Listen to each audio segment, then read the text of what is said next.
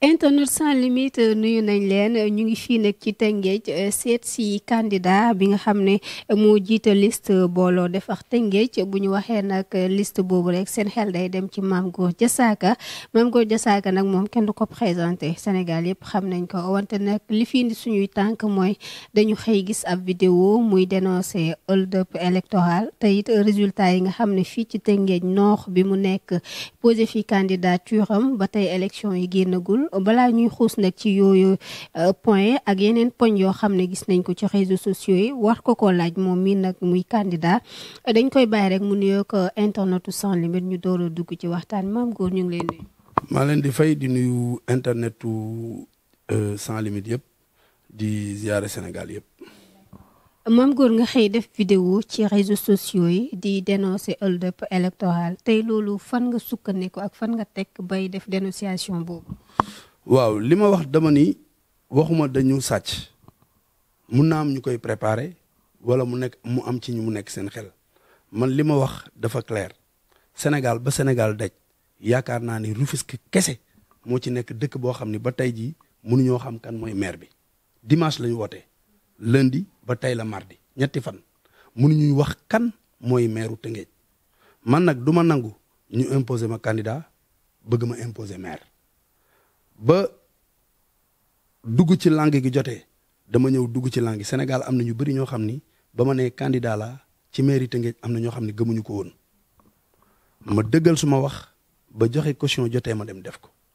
ba defar liste jotee ma dem defar sama liste ba pré campagne waree am ma dem def pré campagne bi campagne waree am ma campagne am ay nit nag élection dem ma voté te jour vote man maa ngi dégg ci réseaux sociaux yi ñuy wax ni sama bureau man bi ma voté 0 voix la fa am xanaa man lu ma iñaan xanaa kon mën a wooteel sama bopp c'est que dafa am ñoo xam ne dañu nekk ci réseaux sociaux yi di intoxiquer nit ñi parce que man nag tey jii ni ma ko mën a waxee jànke man maay mburu ku xëy sa xel nekk ci man tey boo ku am TikTok bëgg nga ci def Mame Gor pour mu dox ku am Facebook boo si deful Mame Gor du dox loolu yàlla moo ko def mais nag nit ñi il faut man ma comprendre ni si sama yàpp yaram bi wala ci sama jëmm ji il faut ma am ñoo xam ne maa leen di dundal bi mooy ñooñu bu ñu defee TikTok am ay vues dem am xaalis def seen poche dañ ma war a ñaanal man tey képp kuy sénégalais danga ma war a encourager parce que fekk ñu ma ci caga ji fekk ñu ma may sàcc fekk ñu ma may violé nekkuma ci njubadi nekkuma ci dara loo xam ni ku ñëw fekk ci doomu aadama da nga koy xeeb maa ngi sama kër yor sama njaboot di liggéey kenn mësuma dégg ci lu ñaaw am naa droit nag am sama ay position yu may jël ñi mu arrangé wul nag ñooñu su leen neexee ñu nekk ci réseaux sociaux di wax xam nga damay njëkk a dénoncer benn affaire boo xam ni dafa anormal jour bi may voté mandataires yi nekkoon ci bureau bi gis naa ci benn TikTok xam nga bureau bi day am 7 mandataires ci biir bureau bi ma duggee di voté maa ngi gis benn TikTok boo xam ne dañ ko def mandataire bi di wax naan Mame Gor a ngi nii di voté borom meetingu ñetti nit yi. même rek xaaral même ma yeggali xam nga tey kooku xamul ni li mu def danger la su ma neexoon bureau boobu ña fa nekkoon dama leen di porter plainte ñoom ñëpp parce que amoo droit jël image yu nit di ko filmer di ko def ci TikTok à son insu erreur bu graaw la def filmer ma naan borom meetingu ñetti nit yaa ngi nii te yow yaa ngi nekk mandataire nekk ci bureau c'est à dénoncer man nag du ma porter plainte ku dëkk Tëngéej parce que jomb naa ñu jàpp ko ay parents di am problème mais c'est quelque chose boo xam ne dama ko war a dénoncer ba Sénégal yëpp xam ko Rufisquois yëpp xam ni mandataires yi nekkoon bureau numéro 4 école Bassirou Fall mandataires yi am na koo xam ni filmé na ma man suma image bi may voté naan borom meetingu ñetti nit baa ngi nii xam naa peut-être mun na nekk mandataire ci ñeneen ñi nga xam ni samay adversaire lañ lu may ñaawlu la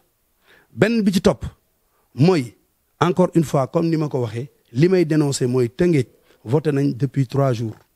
dimanche ba léegi kenn mënul taxaw wax ni kii moo gagné à Rufisque il faut ñu dénoncer ko loolu rek la. en même temps vidéo bi ngay wax bi ñu lay vidéo yow yëg nga ko wala déggoo voix bi wala vidéo bi après bi mu génnee nga ko yëg. vidéo bi après bi mu génnee laa ko yëguma ko woon parce que dama toog sama kër jékki-jékki dugg TikTok rek gis sama image gis ma dégg ku jigéen di wax ku jigéen la nag mandataire bu jigéen la parce que mu ngi naan borom meetingu ñetti nit yaa ngi nii mu koy wax te tey jii su ma defoon plainte contre X dañ koy jàpp bu ñu defee traçabilité dinañ xam ni moom la moo ma filmé à mon insu yow yaa ngi nekk mandataire ci bureau lu toll ni élection locale ni mu rëyee nga yor sa téléphone ay candidats di ñëw nga leen di filmer donc mooy li ma lay wax ci commencement bi man tey jii dama am ñaari contentieux dama am contentieux ak ñi nga xam ni dañu nekk pouvoir am ko ak ci ñi nekk opposition parce que biñ ma bëggee wax ni ma demal Benno dama demal sama bopp peut-être waa Benno dañ may xeex parce que bokkuma man Macky Sall lay jàppale mais man bokkuma APR il faut nit ñi comprendre ni man damay jàppale Macky Sall ci ay position yoo xam ni dama gis ni mu ngi liggéey fii ak fële ma koy jàppale mais man du ma membre APR ba ñu ñëwee ni ma demal topp ci ginnaaw Ismaïla Madior dama ni topp ma ci moom dem créer sama coalition bopp donc nag tey jii ñoom amaana mun nañ di ma xeex tamit ñi nekk ci opposition bi tamit te jàpp ni man seen adversaire la dañ may xeex est-ce que comprendre la mais xamuñu ni man j'ai un mental de fer xam nga lan mooy njëkk a nekk victoire ci man mooy lu toll ni dëkk bi nga juddoo yeroo fa màgge fa mosoo faa def benn njubadi tey jii nga màgg fa xëy suba teel taxaw di laaj baatu ak seen askan bi am ci askan bi ñoo xam ni tey jii ils ont voté pour toi boo gisee ay nit nekk ci réseaux sociaux yi naan zéro la am fii zéro da ngay retaan rek parce que yow mënoo nekk Tamba keroog maa ngi toog dama koy dénoncer maa ngi seetaan Walfadjri maa ngi gis un gars bu ñuy wax Pape Matar Diallo xam nga moom amoon na fi ay affaires yooyu ci wax yu mel noonu ba toog si télé bi di jooy nit da ngay diñ mais dem toog si télé bi naan résultat maam góor yi la zéro la am fee mu ñu interviewé benn jigéen ci même télé bi seen reporter mu naan maam góor zéro la am ci bureau bi mu voté xanaa kon man voté lu ma sama bopp premier fen lu dul dëgg mooy yow ngay wax ni maam góor zéro la am ci bureau am xanaa kon maam góor man ak sama jabar voté wuñu pour booloo defar Tëngéej te fa laa voté sama jabar fa la voté sama doom bu góor talaa fa la voté am na ñenn xam nga tey dama jour boobu dama teg waa Nimzaat fi ma dëkk man quartier boobu yëpp maire yëpp maa leen indi fa la ñu voté foofu noonu man bureau bi ma voté Benno Bokk Yaakaar moo fa jiite ak 95 voix man 62 laa fa am Yewwi am fa 43 deuxième laa fa jël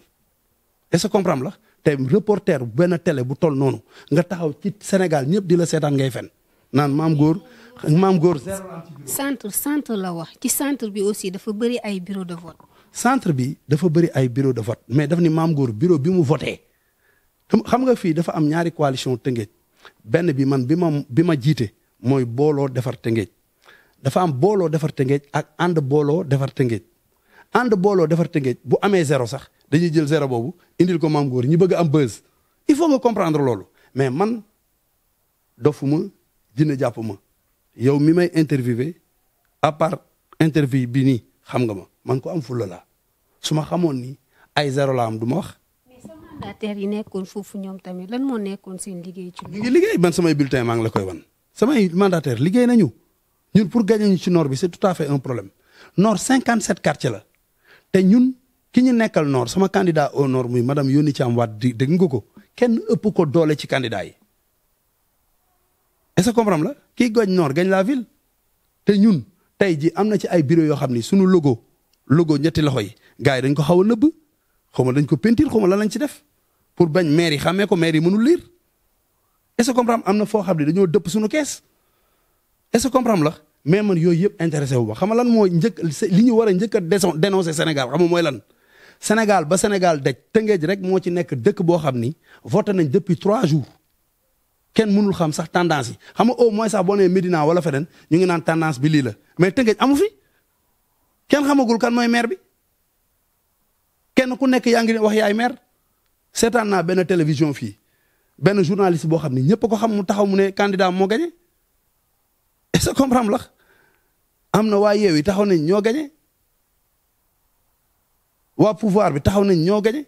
man booloo defar Tëngéej am naa droit nit ñi ñoo gagné parce que ñun kenn ëpp ñu doole. loolu aussi est-ce que du stratégie pour candidat yi ñu mën a dédouaner wu. non du stratégie xam nga tey bu fekkoon ni jour bi ñu voté dimanche fii boo xoolee ñoom Barthélémy Dias ak ñoom Ousmane Sonko ñoom Ahmed Aïdara yëpp bi ñu voté ba pare ci guddi gi lañ xam kan moo gagné lu tax Tëngéej mënuñu xam ku gagné et puis may profité nag ci occasion bi di féliciter Ahmed Aïdara parce que c'était pas évident man ak moom dañu xaw a trop profil parce que buñ nee candidat la ñu ne kii animateur la wala waykat la wala lii la mais il a gagné je profite de l'occasion pour lui féliciter guerrier la jàmbaar la di féliciter tamit monsieur Barthélémy Diaz tamit parce que c'était pas évident ma koy féliciter même Ousmane Sonko maa ngi koy féliciter pour la Casamance pour Ziguinchor parce que jàmbaar la dem na élection gagné na man dama lay wax j'ai aucun problème ak la personne de Ousmane Sonko des fois mun na am ay idées yu ma àndul mais man damay apprécier nit ci liggéeyam maa ngi koy apprécier moom tamit di ko féliciter parce que fii mënoo am sa victoire wala nga am dara ñu bëgg ko foqar ci sa loxo te lii am Tëngéej nii dëgg neex yàlla kenn rafetlu ko néew ma nag dañoo sàcc parce que aw ma ci preuve ni sàcc nañu mais li ma mën a wax moom mooy lii nii dafa lënt ci xelu nit ñi mënuñu voter depuis 3 jours kenn mënu la wax ni la kii moo gagné c'est pas normal loolu rek laa dénoncé léegi nag ñi nekk ci réseau yi di wax ñooñu bàyyi naa leen ak buzz bi parce que il faut ñuy wax ci man pour di am ay vues di mën am xaalis di régler seen problème. ci buzz bi parce que campagne kii meeting de clôture bi photo boobu moom doo ñu ci am indi lu leer ndaxte ñu ngi naan ne Mame Gor Diazaka 5 personnes la mobiliser famille la mobiliser du genre photo boobu. man sama famille ëpp nañ 5 personnes xam nga man li ma lay wax jànkee encore une fois yow sama jigéen nga man bi may def sama premier meeting d'entrée il y avait plus de 2000 personnes gis nga image wala gisoo ko ah c'est clair. bi ñu waree def ñun waruñu woon def meeting de clôture ñun caravane la ñu waroon def pour clôturer sunu campagne parce que dama def meeting d'entrée Sénégal yëpp di ko coow léegi nag mu des clôture bi ñu ne ñun toog réunion ñu ne bu ñu def meeting nañ def caravane ñu war a def caravane bi may profité occasion bi di jaale monsieur Mbaye Seck ñoo bokk koñ sama adversaire la woon yàlla moom ko ci diggante bi après ñu dem réunion sunu siège ñu ne au lieu ñuy def caravane di def ay musique ak yooyu comme Mbaye dafa gaañu nañ ko surseoir léegi mu am benn quartier bu ñuy wax Dangu Nord ci Tëngéej fa lañ ma invité woon ñoo xam ne dama for a dem def porte à porte ma dem ñu ubbil ma xam nga këru Tëngéej ji këru Lebu yu mag yi du am buntu day nekk rek bayal noonu ma ñëw fekk la ñu rangale seen chaise toog ma ñëw fa toog waxtaan ak ñoom ndekete bi ma toogee am na koo xam ne xuma ci étage la nekk xuma fa la nekk daal di koy zoomer parce que dafay bëgg peut-être tuuti comme dox wala dara xam nga man gars yi dañuy dund ci sama image kooku nag bind ko nii waaw Mame Gor a ngi nii di def meeting de clôture lynchage boobu terewul tey ji dem naa élection te dëgg neex yàlla may na ma ndam parce que tey ji man maay candidat bi nga xam ni man nga mën a wax ci man waxuma la Tëngéej kese Sénégal yëpp boo xoolee man Sonko Ahmed Aïdara ak Barthélémy Diaz ñoo ci nekk ñi nga xam ni ñooy candidat yi xam saa yoo bindee ci ñun nit ñi ubbi ko loolu yàlla dogal kooku peut-être dafa bëggoon jaay image am il a réussi son coup mais yow xam nga ni man tey su ma waroon def meeting amul nit dama koy annuler xam nga am na loo xam ni jarul expliquer jarul di leeral si bopp nit parce que loolu nit ñi xam nañ ko yow boo doon dem fenn foo xam ni organisation la amul nit da nga koy bàyyi di nga fa def toog loolu kon contact ñëpp koy def nit yenn saa yi nga dem sax ci kër fekk fa benn nit benn vieux bu màgget nga ñëw toog ak moom ni ko bii mooy sama lii bu wote jotee wooteel bii xamel ñetti loxo yi xamel lii ak lii moomu dugal ci politique bi doomu Tëngéej laa bëgg nit ñu changer nangam jeex na léegi nag bu ko nit jëlee utiliser ko pour d'autres fins mënoo ci dara mais ñun dëgg neex yàlla sunu meeting d'entrée dafa rëy. déjà ak sa sortie résultat yi bu génnee ak nu mu mun a ñëwee est-ce que di nga nangu. non xam nga fi mu toll nii lii lëndëm na ci xelu nit ñi ba pare mënuñu woote depuis dimanche ñu toog ba tey la mardi mënaguñu wax ba léegi maa ngi la ko wax sànq ba tey mënaguñu wax sax tendance kii la wala kii ba léegi xamuñu kan moo gagné à Rufisque. parce que seen mandataires yi dinañ leen jox ay PV. xam nga ba léegi nii am nga PV yoo jot mais dañ laan ba léegi jotagoo yi am na yu ñu bindagul ñu ngi compter ba léegi xamoo mais. waaw dimanche ba léegi man de looloo ma jaaxal dimanche ba léegi nii ñu naan Tëngéej dafa rëy Tëngéej mënul ëpp Casamance Ziguinchor mënul ëpp Dakar te Dakar avant 20h nit ñi xam nañ ko gañe donc nag tey jii ak nu mu mën a demee ku ñu mën a nii moo gañe même bu gañee c'est pas un maire légitime parce que mënoo toog dimanche lundi mardi 48 heures mënuñu xam kan moo gañe ba pare candidat bu nekk mu ngi génn di wax maa gañe ku nekk ngi génn di wax moo gañe voilà donc nag man du ma toog ay nit yoo xam ne sama ay noonu lañu di profité ci occasion yi toog nekk si réseaux sociaux yi Mame Goor zéro la am fii parce que dañuy préparer nit ñi ci bopp parce que xam nañ ne man tëg live laa damay bañ léegi dañu bëgg a préparer nit ñi pour wax nit ñi fi dëkkul yow man nan nga mën a dëkkee Thiès wala Kaolack wala Mbour wala Dakar bëgg a àtte Tëngéej Mame Goor zéro la am daal ciy kontaan xam nga lu ma la bëgg expliquer dafa am ñoo xam ni c'est des lâches dañu soxor est-ce que comprendre la tey jii le fait que ñu ne Mame Goor candidat la à Rufisque rek daf leen di metti comprendre la man dama lay wax première victoire bi ma njëkk a am mooy ba ma njëkkee taxaw ni candidat la nit ñi gëmuñu ko woon wala dañoo yaakaar ni Macky Sall moo may jox xaalis man def naa ñëw naa ba fii Macky Sall joxuma dërëm ku ànd ak moom joxuma dërëm il faut mu leer ci bopp Sénégalais yi ànduma ak Benno Bokk Yaakaar dama créé sama coalition demal sama bopp soxna si man jàmbaar laa ku ma félicité wul waroo ma xas man kenn du ma lem man dama am poigne mun naa défendre Macky Sall ci ay côté mais su ma gisee fu doxul dama naan fii doxul Sénégalais yi nag dafa ci bëri ñoo xam ni seen leader soo si waxee dara rek loo xam ni dañu bëgg bu ñu bëggee nit loo wax ci moom rek lu baax la war a doon wala gongo la ñu war a wax man du ma wax sax ci nit lu bon mais su ma gisee loo xam ni ànduma ci dama naan lii ànduma ci loolu mooy problème bi loolu moo tax may déranger ñu bëri am na benn booy bu ma doon seetaan bërki démb mu ne Sénégal bu ñu nekkoon ci cin buy lakk jarul ñu koy tëj parce que ku bëgg a génn rek sa benn moroom lay jàpp nga dugg sénégalais moo mel noonu du sénégalais yëpp nag mais dafa am ñoo xam ni seen xol moo bon bëgguñu nit kuy dem man xam nga sama xoolee xam ne dama rafet ñaaw ma boo ñëwee sama kër xam ne ci kër gu baax nga dugg oto bu baax laay dawal dama am jom nangu liggéey gars yi mer dañuy continuer di mer de aw ma benn feebar wér dañuy gën a mer parce que lii may nit jom yëpp yàlla def na ko ci man te nag ñiy xaar sama gàcce duñ ko gis parce que nekkuma ci daraay njubadi du ma def njubadi fii ñaata nit nga fi gis ay waykat ay chanteur ay célébrité lu ñaaw lu nekk ñu waxal leen ko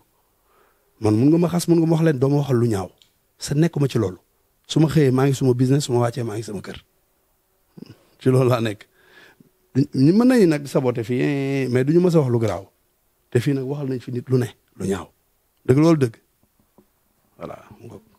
dernière question rek ndaxte li ñu cëral ci minute jeex na li nga wax aussi am na solo tey ban message ngay wax ñi nga xam ne moo nekk ministre de l'intérieur parce que buñ xoolee élection yi ñii ñu ngi réclamer victoire résultat officiel génnagul tendance yi aussi jaxasoo na ci yenn parti yi buñ xoolee Médina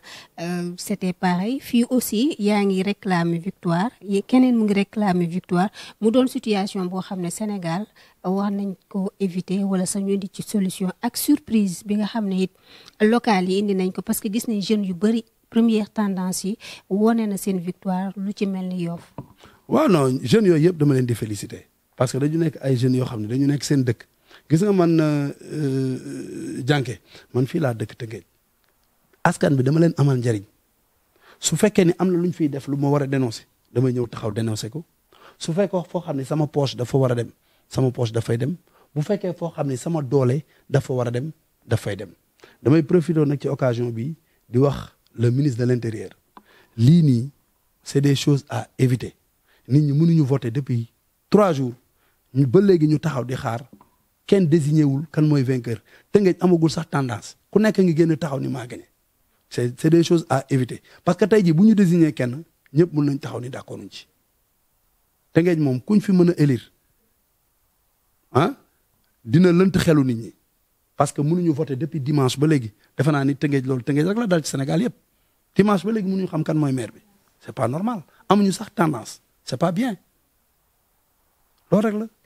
président sa xarit la waaye bokkoo benn bokk yaakaar tey ministre yi nga xam ne ñenn ñi ci seen diwaan dañ leen faa daan yu métti lan ngay conseiller président. mais loolu moo lay wan ni ñooñu amuluñu njëriñ askan bi boo nekkee un ministre de la république war nga nekk directeur. nit ñi di la soxla man xam nga yàgg naa ko wax ci ay émission un ministre de la république dafa war a nekk koo xam ne ministre du VIP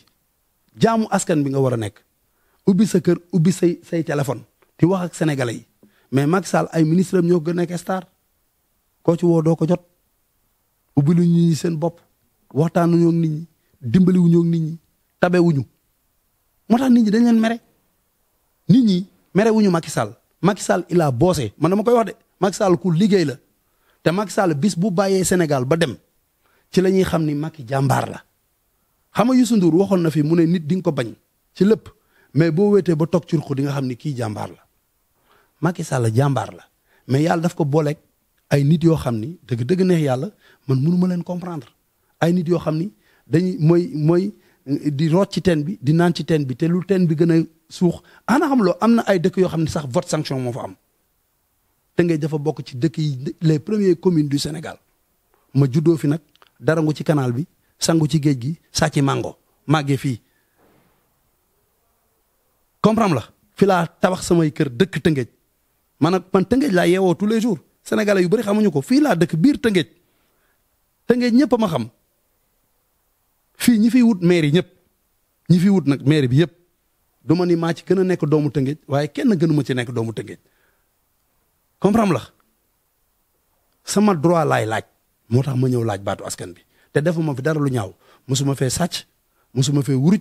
mosuma fee def njubadi mosuma fi def lenn loo xam ni nit dina ko xool di ma jëppi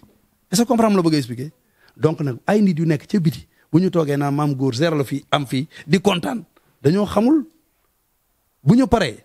ñun suñuy résultats globaux yëpp li ma am ci commune am ko ci ville yëpp dinaa def conférence de presse ni waa Sénégal tant de fois la ma waa Tëngéej votel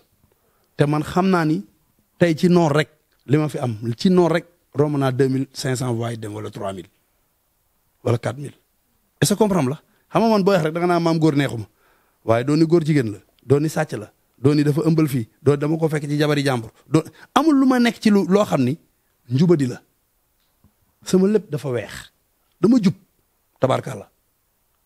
sama dernier mot mooy di remercier la presse sénégalaise surtout sans limite bi nga xam ne dañu déplacé wu ñëw seeti ma et puis di remercier waa Tëngéej surtout waa mouvement Déclic ak waa sunu coalition booloo defar Tëngéej jàppale nañ ñu sonn nañ ci affaire yi comprendre la Rufisquois yi ma votel même ñi ma votelul ñëpp maa ngi leen di remercier wasalaam